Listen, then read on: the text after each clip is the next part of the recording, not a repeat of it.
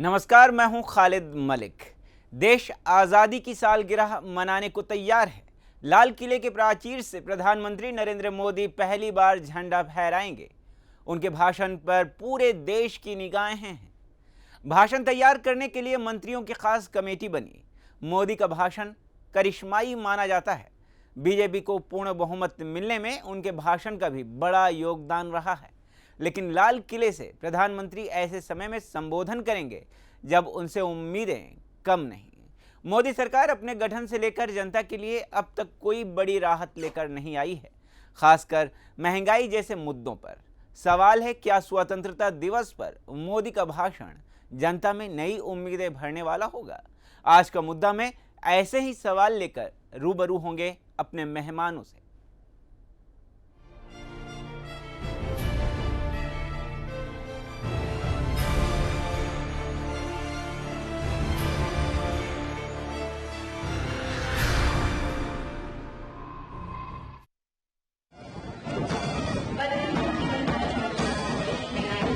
68वें स्वतंत्रता दिवस के लिए तैयारियां अपने आखिरी दौर में हैं।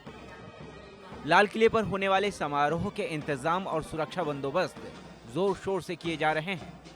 प्रधानमंत्री नरेंद्र मोदी भी इस मौके के लिए अपनी तैयारियों में जुटे होंगे।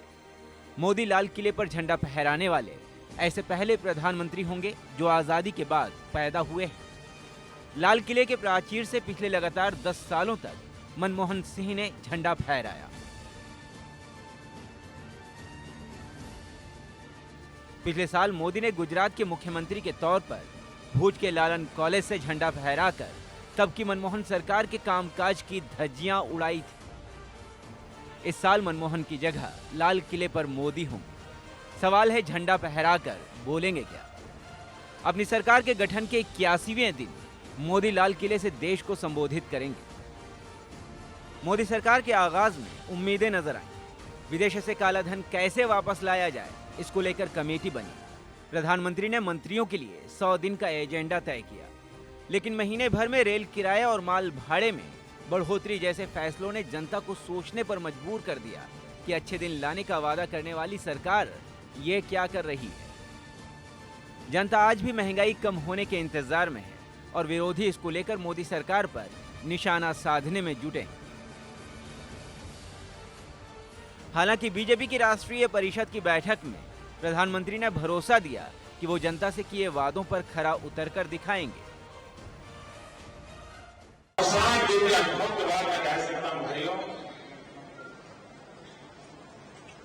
देश की जनता की आशा आकांक्षा को बहुत बड़ी बातें पूरा करेंगे।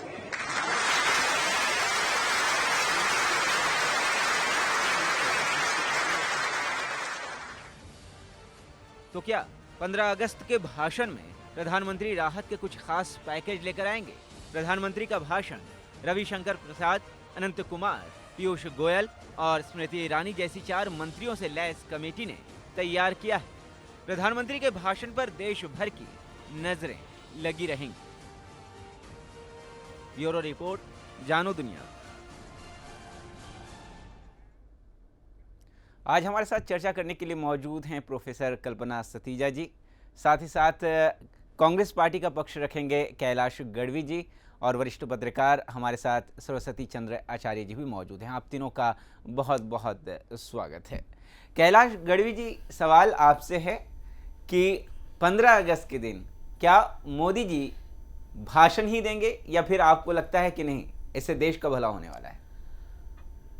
15 अगस्त इस देश की आज़ादी का दिन है जी, और हम समस्त भारतवासियों के लिए एक बहुत ही गौरवपूर्ण दिन है जी।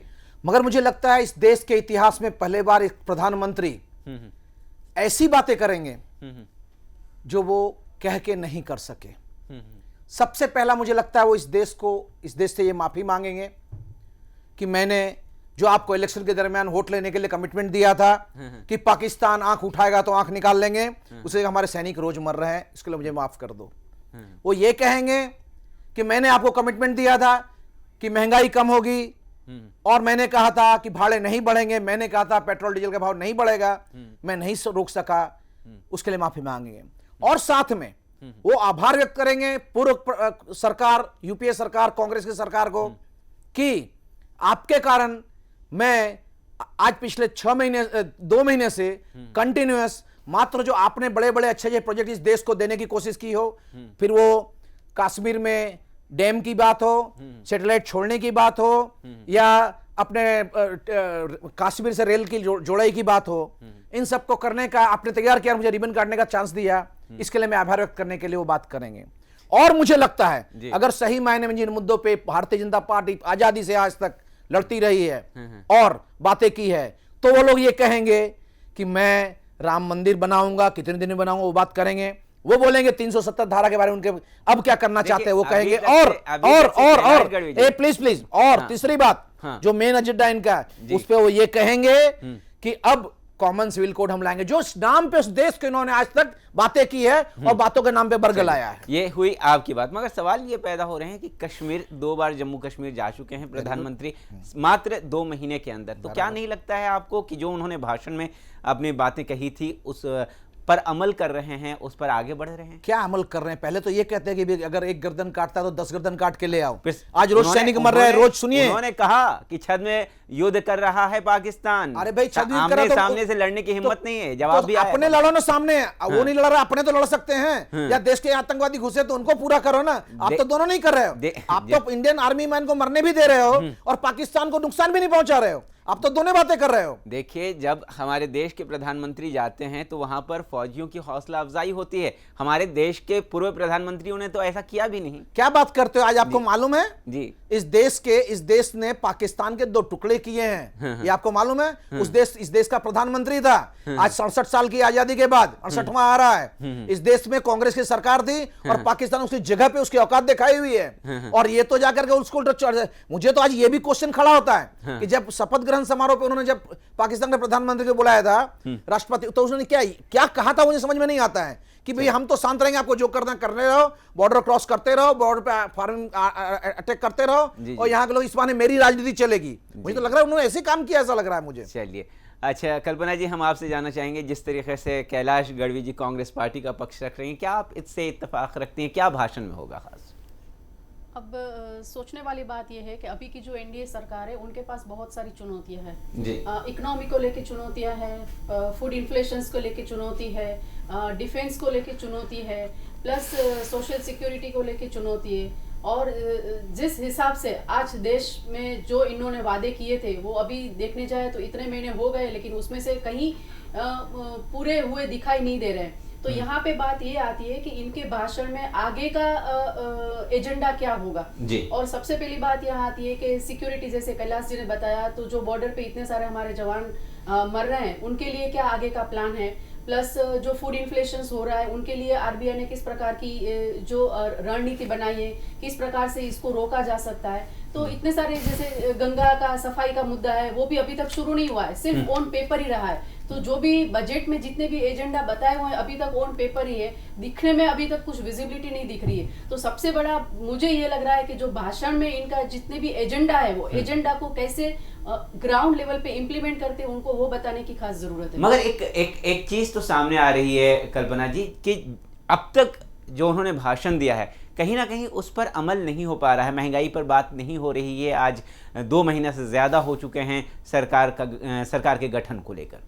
या मीन्स यहाँ पे ये सिनेरियो नजर आ रहा है अभी जो करंट सिचुएशंस के, गवर्नमेंट की ये सिचुएशन पे, करंट सिचुएशन पे कोई कंट्रोल ही नहीं है।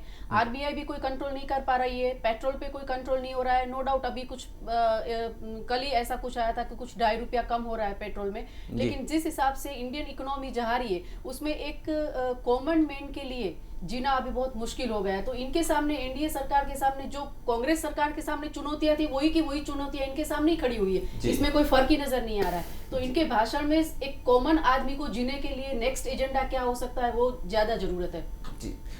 हमारे साथ सरस्वती चंद्र आचार्य जी भी मौजूद हैं। 15 अगस्त का दिन जब देश अपने 68वें स्वतंत्रता दिवस को मनाएगा, सवाल ये खड़े हो रहे हैं कि हमारे देश के पीएम प्रधानमंत्री नरेंद्र मोदी जी अपने भाषण में क्या कहेंगे, देशवासियों को किस तरीके से संबोधित करेंगे, उनके भाषण में क्या क्या होगी, क्या क्या बातें शामिल होगी, क्योंकि इस कमेटी का गठन हुआ है भाषण तैयार करने के लिए, तो उम्मीदें काफ़ी है और भाषण जो है हमारे देश के प्रधानमंत्री नरेंद्र मोदी का एक करिश्माई भाषण माना जाता है, लोग उससे आकर्षित भी होते हैं। तो ऐसे में सवाल आपसे करना ये चाहूँगा कि आखिर उनके भाषण का निचोड़ क्या होगा? क्या सिर्फ भाषण ही होगा या फिर उससे राशन भी मिलेगा?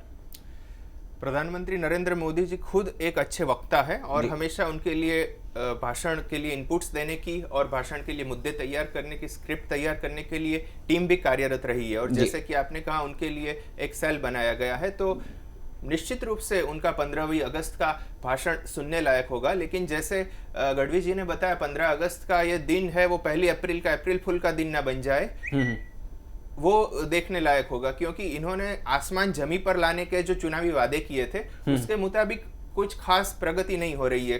काला धन का मामला हो तो वही स्पीड से काम हो रहा है जो पिछली सरकार में हो रहा था, या टैक्स रिफॉर्म्स की, यानी कुछ भी ऐसी खास बातें नजर नहीं आ रही है देशवासियों को। तो देशवासी भी सोचने के लिए मजबूर हैं कि आखिर उनके भाषण में जो चीजें थी वो अमल में कब आएंगी। लोकप्रियता बनाने के लिए उनको 15वीं अगस्त के भाषण में कुछ अच्छे डिक्लेरेशन करने पड़ेंगे, कुछ अच्छी घोषणाएं करनी पड़ेगी जिससे लोग राजी हो जी। तो मुझे ऐसा लगता है जी। तो कौन से ऐसे मुद्दे हो सकते हैं, क्योंकि ब्रिक्स सम्मेलन में भी गठन हुआ है, ब्रिक्स बैंक का भी, किसानों के लिए भी बातें हो सकती है, सड़क के लिए भी बातें हो सकती है, क्या अहम मुद्दे हो सकते हैं? मुझे लगता है कि आर्टिकल 370 या राम जन्मभूमि जैसे संवेदनशील मुद्दों को वो स्पर्श नहीं करेंगे। लेकिन इन 3 महीनों में क्या सरकार की उपलब्धियां है, खास करके क्या कदम उठाए गए हैं और क्या ब्लूप्रिंट उठाने वाली है, आने वाले दिनों में क्या कदम उठाए जाएंगे, उनके बारे में वो मुख्य रूप से बोलना चाहेंगे। जी, उनके बारे में मुख्य रूप से बोलना चाहेंगे कि आखिर हमारे देश को किस तरीके से विकास के राह पर। सिर्फ भाषण या घोषणा करने से कुछ नहीं होगा, लेकिन इसका ग्राउंड लेवल पे इम्प्लीमेंटेशन होना जरूरी है। जो भी पॉलिसी मेकिंग हमारे इश्यूज होते हैं, उसका जो ग्रास रूट लेवल पे इम्प्लीमेंटेशन होता है वो होना जरूरी है। जी, ऐसे में कैलाश गढ़वी जी, क्या आप मानते हैं कि सिर्फ नरेंद्र मोदी जी भाषण में माहिर हैं और लोगों को उन बातों से रूबरू नहीं कराते जो लोग जानना चाहते हों और जो लोग सुनना चाहते हों कि इस मुद्दे पर क्या बोलने वाले हैं? क्योंकि अभी पिछले दिनों से देखा जा रहा है कि महंगाई पर कुछ बातें हो ही नहीं रही है। वो कर्णप्रिय बोलते हैं, उनका शब्द का सिलेक्शन ऐसा होता है जो आपके इनर मोरल को जगाता है और मोरल को जगा के आपके माइंड को बंद कर देता है। उनकी बातें ऐसी होती है, आपकी भावनाओं से खिलवाड़ करते हैं जी। और आपकी जो प्रेम, आपका जो एफर्ट्स है, उसको इस तरफ ले जाते हैं जो आपको ऐसा सपना दिखने लगता है कि आप सब भूलकर उन पर विश्वास कर लेते हैं। और बाद में जो क्या हुआ वो तो ये अपने 80-81 दिन के रिजल्ट में हम देख रहे हैं। मुद्दा ये नहीं है खालिद जी, मुद्दा ये है कि ये लाल किला वो जगह है जी जहां से इस देश के इतिहास में आज तक अपने प्रधानमंत्रियों ने जिस समय जो रहे, इस देश को वो दिशा दी है, इस देश को वो सूचनाएं दी है, इस देश के लिए वो आह्वान किया और वो योजनाएं दी है, जिससे आज देश इस पोजीशन में पड़ा है कि वर्ल्ड की चौथी इकोनॉमी बनने की पोजीशन में आगे खड़ा हुआ है। आज देश इस पोजीशन में पड़ा है कि वर्ल्ड का सबसे बड़ा एम्प्लॉयमेंट जनरेट करने वाला कंट्री बन के खड़ा है। आज देश इस पोजीशन में पड़ा है पूरे वर्ल्ड पे राज कर सके, इतना अनाज खिला सकते हो, इतना अनाज पैदा करने में खड़ा है। तो इस देश के इस लाल किले से अब थोड़ा सा उलट भी बोल दीजिए कि बहुत देश में ऐसे भी लोग हैं जो खाना खाने के लिए मोहताज हैं, उनके घर में खाना चूल्हा नहीं जलता है, मैं यही बोल रहा हूँ, अनाज सड़े इसी के लिए तो हमने आप भी जानते हो कि किसी के पास जादू की छड़ी नहीं होती है। आज 67 साल के मिला ना आपको। अरे साहब 67 से, यही तो बोल रहा, इस देश का पहला बजट जो है ना 276 करोड़ रुपए का था। मोदी जी जब ये कह रहे हैं कि जिन्होंने 60 साल में कुछ नहीं किया वो हमसे, अरे मैं वही बोल रहा हूँ साहब आपको, इस देश का पहला बजट 267 करोड़ का था और आज 16 लाख करोड़ का बजट है। ये हमारा कंट्रीब्यूशन इस देश को, और आगे भी हम करेंगे और हम साथ देने के तैयार हैं अगर आप नीति और नियम आप कहते हैं कि देश का आपने विकास किया, तो थोड़ा चीन का भी एग्जांपल ले लीजिए ना हमारे से 2 साल बाद। देखिए चीन और इंडिया को कभी आप कंपैरिजन नहीं कर सकते। आज देश में यहाँ 100% लोगों जो भी वोटर्स के एलिजिबल होते हैं उनको वोट देने का अधिकार है। चीन में आज के वहां टोटल बस्ती के 5% लोगों को वोट देने का अधिकार है। वहां डेमोक्रेसी है ही नहीं, वहां जो सिलेक्टेड सिस्टम है पॉलिटिक्स की, और वहां जो डिसीजन होते हैं ना, पूरे शहर है ना, रातों रात डैम बना के पानी के अंदर चले जाते हैं। वहां सरकार प्रशिक्षण देखिए, तो उनके खराब चीजों को मत लीजिए ना, अच्छी चीजों को लीजिए ना। अच्छी को ले रहा हूं, चलो आप अच्छी की बात करें, चलो अपने अच्छी की बात करते हैं। देखिए आज वहां मेट्रो ट्रेन जब बना ना साहब, तो वहां मेट्रो ट्रेन जिस दिन डिक्लेयर हुआ ना, उस दिन सरकार ने वहां के जितने पैसे चाहिए पूरे पैसे दिए उनको। और हमारे यहाँ मेट्रो डिक्लेयर होता है ना, तो पिछले 7-10 साल से खाली गुजरात, ये प्रधानमंत्री अभी ये गुजरात में जब मुख्यमंत्री थे, पिछले 10 साल में हर बार कहते 500 करोड़ दिया, आज तक मेट्रो के क्या कहते हैं उसको पिलर भी नहीं डालने में आए। यहाँ इस देश में ऐसे लोग हैं, इसलिए बात कर रहा हूं आपको। ये कथनी और करनी में अंतर है इन लोगों की। मुझे इसलिए शक है। कथनी और करनी में अंतर है, ऐसा कहना है कैलाश गढ़वी जी का। तो कोई यानी वादों का उस्ताद है और कोई बातों का उस्ताद है, ऐसा सामने आ रहा है। फिलहाल वक्त एक छोटे से ब्रेक का है, ब्रेक के बाद भी इसी मुद्दे पर चर्चा जारी रहेगी।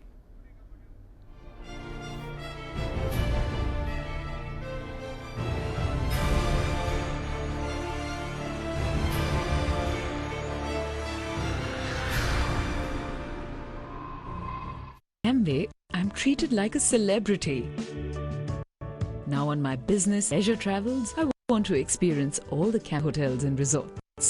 Cambay Hotels and Resorts, a division of Nisa Leisure Limited. TV का मेलोड्रामा,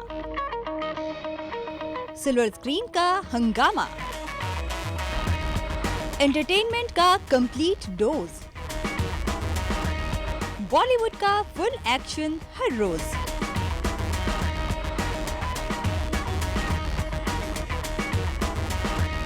देखिए रील दुनिया रोजाना शाम 5:30 बजे और रात 11:30 बजे सिर्फ जानो दुनिया पर। देश, दुनिया, खेल, व्यापार और मनोरंजन से जुड़ी पल पल की हर ताजा खबर अब है आपके साथ, जिसमें आप लाइव न्यूज भी देख सकते हैं। तो आज ही अपने मोबाइल में प्ले स्टोर से डाउनलोड करें जानो दुनिया हिंदी न्यूज। आप SMS से भी ये ऐप पा सकते हैं। टाइप करें JD एप्स और भेज दीजिए 56767 पर।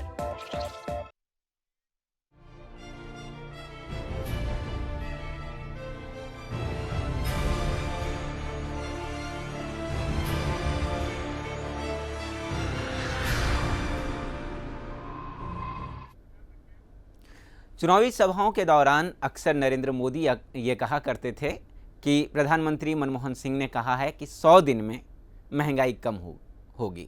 तो क्या जनता से वो सवाल किया करते थे कि 100 दिन में महंगाई कम हुई? जनता कहती थी नहीं, फिर दूसरी तरफ हाथ उठाते थे। यही सवाल दूसरी बार जनता से करते थे और जनता भी यही जवाब देती थी कि नहीं। मगर सवाल ये उठ रहे हैं कि ये अगस्त का महीना है और कुछ दिनों के बाद अगस्त का महीना ख़त्म हो जाएगा, 100 दिन की सरकार मोदी की भी हो जाएगी। मगर यही सवाल उनसे भी पूछा जा रहा है कि क्या महंगाई 100 दिन की सरकार में कम हुई? तो जनता यही जवाब देगी कि नहीं। तो कल्पना जी, सवाल यही है कि कांग्रेस वादा किया करती थी लोगों से कि 100 दिन में महंगाई कम हो जाएगी, और भारतीय जनता पार्टी के प्रधानमंत्री जो हैं नरेंद्र मोदी, वो भाषण में कहा करते थे कि क्या महंगाई कम करके बताएंगे महंगाई कम हुई? नहीं।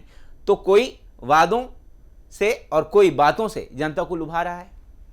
अभी देखो, भाषण और वादे दोनों अभी तो सिमिलर नजर आ रहे हैं। जिस हिसाब से इन्फ्लेशन बढ़ा है तो आरबीआई ने बहुत सारी पॉलिसीज में चेंजेस भी करे थे, रेपो रेट भी बढ़ा है, बैंक दर भी बढ़ा है, लेकिन इसके बावजूद भी हमारी जो इकोनॉमिक की परिस्थिति है वो वही की वही है। तो अब यहाँ पे ये बात आती है कि आरबीआई किस हिसाब से किस एंगल से इसको लेगी कि हमारी इकोनॉमी में महंगाई कम हो सकती है। अब इसके लिए सिर्फ भाषण से या तो घोषणा से कुछ नहीं होगा, एक ठोस कदम उठाने पड़ेंगे।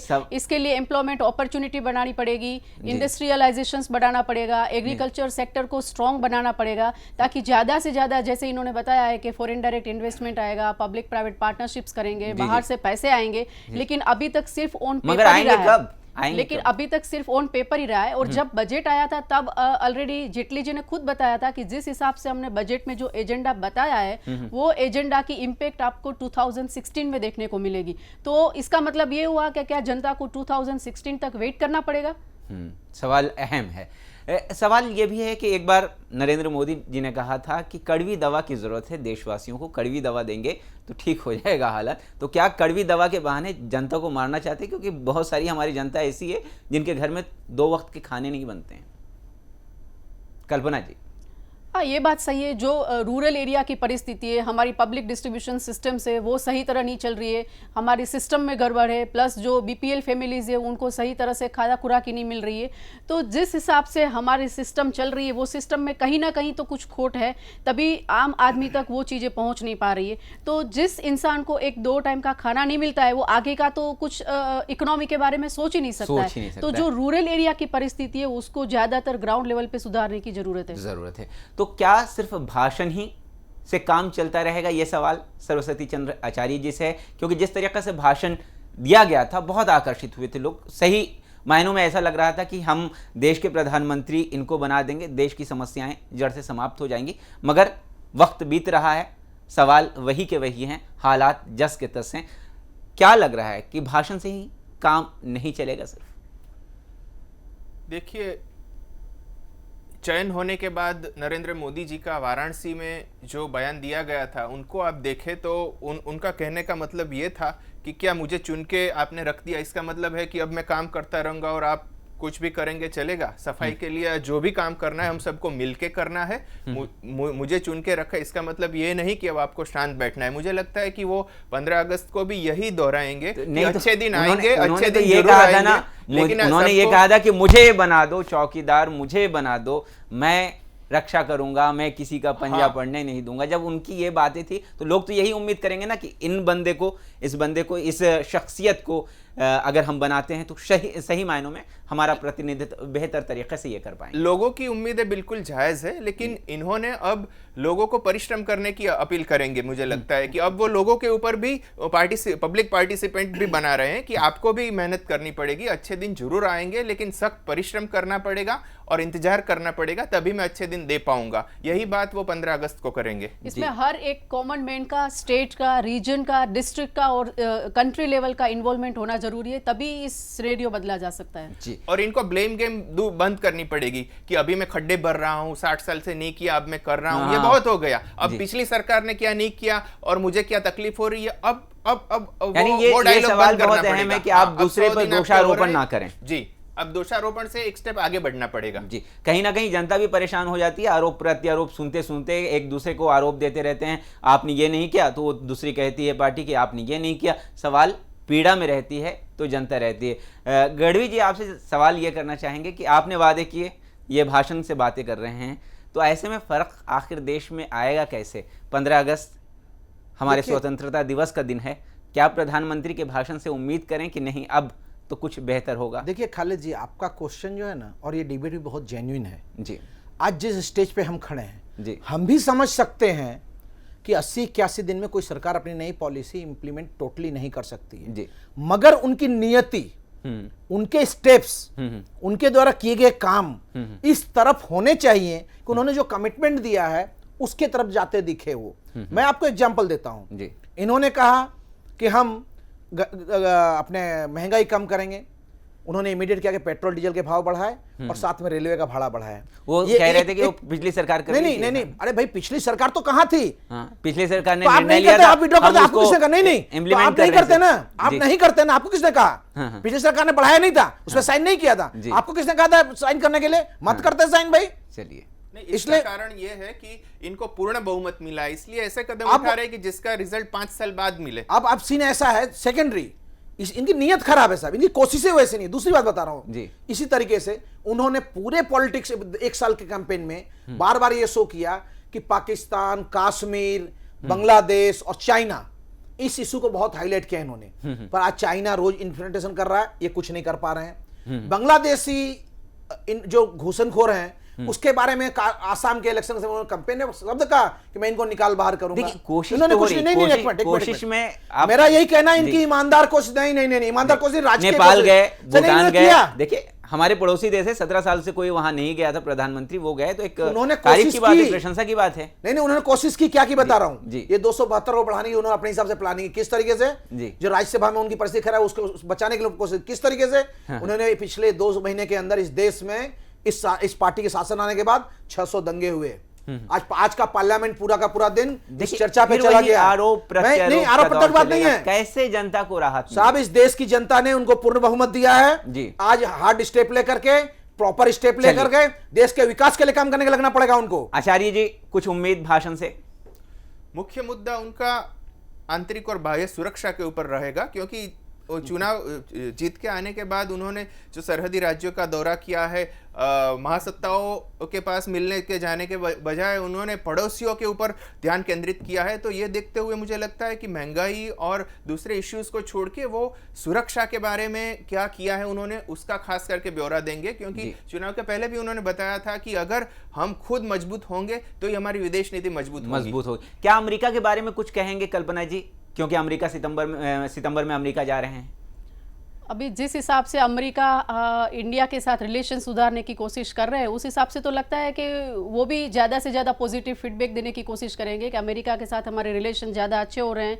हम FDI के थ्रू इनके साथ जो भी बाहर की कंपनी का इन्वेस्टमेंट हो रहा है इंडिया में, उसके साथ और इंडस्ट्रियलाइजेशन करने की कोशिश करेंगे, एम्प्लॉयमेंट अपॉर्चुनिटी बढ़ाएंगे। प्लस एक स्किल डेवलपमेंट का मुद्दा इन्होंने जो लेके रखा है विकास मॉडल के रूप में कि जितना बन सके इतना आफ्टर कंप्लीशन ऑफ ग्रेजुएशन लोगों को एक टेक्निकल स्किल दी जाए ताकि एंटरप्रेन्योरशिप से इंडस्ट्रियलाइजेशन में लोगों को ज़्यादा से ज़्यादा एम्प्लॉयमेंट अपॉर्चुनिटी मिल सके। और दूसरा एक एजेंडा और भी हो सकता है कि जो फाइनेंशियल इंक्लूजन्स दिया गया है कि टोटल 60% समथिंग हाउस होल्ड्स को बैंकिंग एसेसिबिलिटी इंडिया में मिलती है, तो वो उसको रेस करके 72% तक ले जाने की कोशिश करेंगे। यानी भाषण में ऐसी बातें होंगी जिससे सरकार का बखान हो, सरकार ने क्या काम किए हैं इतने दिनों में उसका बखान कर सकें, उसके बारे में लोगों को बता सकें, क्योंकि बेहतर भाषण वक्ता हैं, बेहतर भाषण करते हैं नरेंद्र मोदी। ऐसे में बहुत उम्मीदें उनके भाषण से होगी। मगर एक बात तो सच है कि भाषण से पेट नहीं भरता, सिर्फ भाषण ही देते रहेंगे तो लोग परेशान हो जाएंगे आपके भाषण को सुनते सुनते कि सिर्फ भाषण ही, इसमें कोई दम नहीं है। तो भाषण के साथ उस पर अमल करना बहुत ज़रूरी है। आज के मुद्दा में, आज के चर्चा में हिस्सा लेने के लिए आप तीनों मेहमानों का, सरस्वती चंद्र आचार्य जी, कैलाश गढ़वी जी और साथ ही साथ प्रोफेसर कल्पना सतीजा जी, आप तीनों का बहुत बहुत धन्यवाद। तो 15 अगस्त जब हम अपने स्वतंत्रता दिवस को मना रहे होंगे, सारे देश की निगाहें, दुनिया की निगाहें हमारे देश के प्रधानमंत्री नरेंद्र मोदी पर होगी कि वो अपने भाषण में क्या कहते हैं, क्योंकि वो कोई आम आदमी भाषण नहीं दे रहा होगा। उस दिन देश का प्रधानमंत्री ऐतिहासिक लाल किले पर झंडा वंदन करने के बाद भाषण दे रहा होगा। उम्मीदें काफ़ी है और देखना है कि भाषण में क्या खास होगा। आज का मुद्दा में दीजिए इजाज़त। नमस्कार।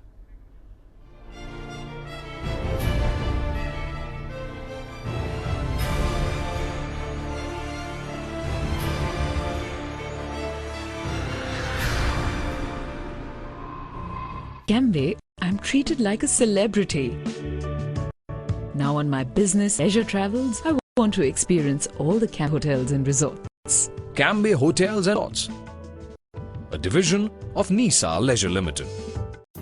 Open the door to some of the best holiday destinations in the world. Nisa Vacation Club offers exciting, affordable, flexible and easy to escape destinations of your choices. Explore great value holidays. Nisa Vacation Club.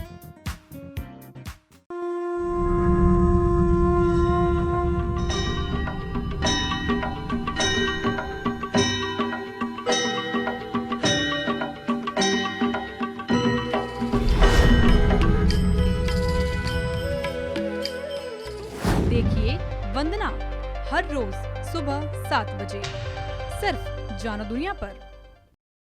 Cambay, I'm treated like a celebrity. Now on my business leisure travels, I want to experience all the Cambay hotels and resorts. Cambay Hotels and Resorts, a division of Nisa Leisure Limited. At Cambay, you are the celebrity.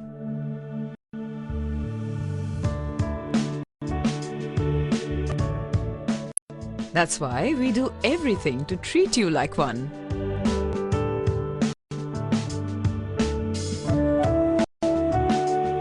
We work hard at every little detail to make your stay a success and present you with many moments to be happier.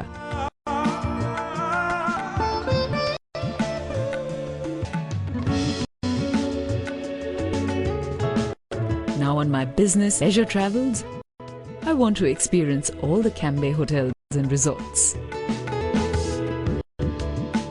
Cambay Hotels and Resorts, a division of Nisa Leisure Limited. देश, दुनिया, खेल, व्यापार और मनोरंजन से जुड़ी पल पल की हर ताजा खबर अब है आपके साथ, जिसमें आप लाइव न्यूज भी देख सकते हैं।